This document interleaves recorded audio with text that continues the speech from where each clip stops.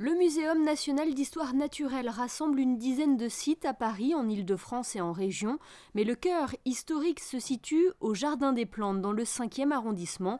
Chaque année, des millions de visiteurs viennent ici flâner, se divertir et découvrir la nature.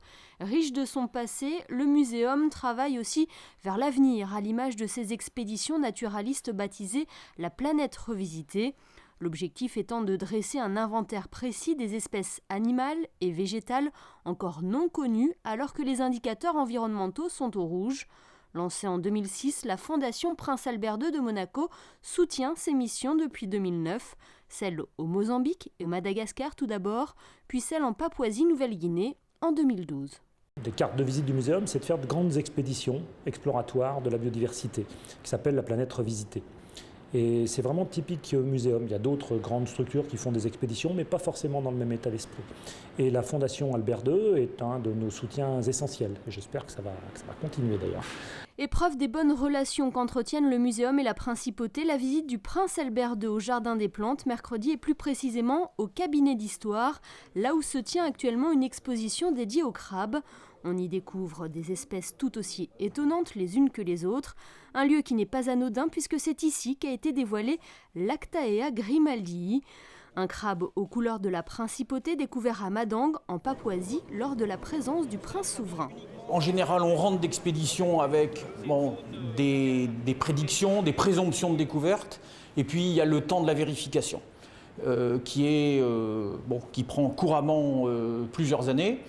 Lorsque le prince est venu nous rendre visite à Madang en 2012, au moment de se quitter, échange de compliments, échange de cadeaux, j'ai présenté au prince un petit crabe en lui disant il y a 90 chances sur 100 actuellement que ce soit une espèce nouvelle.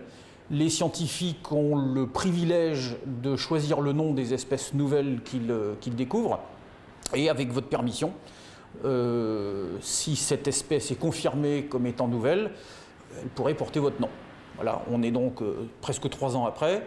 La confirmation qu'il s'agissait bien d'une espèce nouvelle est arrivée fin de l'année dernière avec mon collègue Peter Nge de Singapour, qui est le grand spécialiste de ce groupe de crustacés, le grand spécialiste des crabes.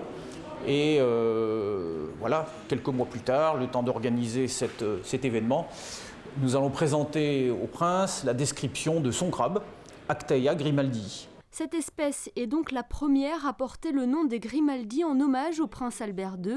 Elle s'ajoute à la quarantaine d'espèces animales et végétales qui portent déjà le nom de la famille princière, et ce en hommage au trisaïeul du souverain, le prince Albert Ier.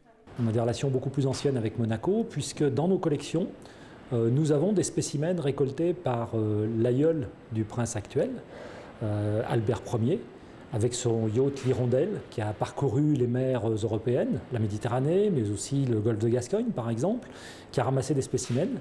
Et dans ma carrière précédente, avant de devenir président de ce muséum, j'étais biologiste marin, et j'ai travaillé sur les collections d'Albert Ier, directement. Je travaillais sur les oursins actuels, et j'ai donc travaillé sur les oursins collectés par Albert Ier. Donc c'est un petit peu émouvant après de me retrouver avec son descendant aujourd'hui pour parler des crabes. L'Actaea grimaldii vient s'ajouter aux 7000 autres espèces de crabes, une espèce, comme vous avez pu le constater, petite et naturellement rare. En effet, seulement 5 spécimens ont été découverts à Madang lors de la mission de la planète revisitée en 2012.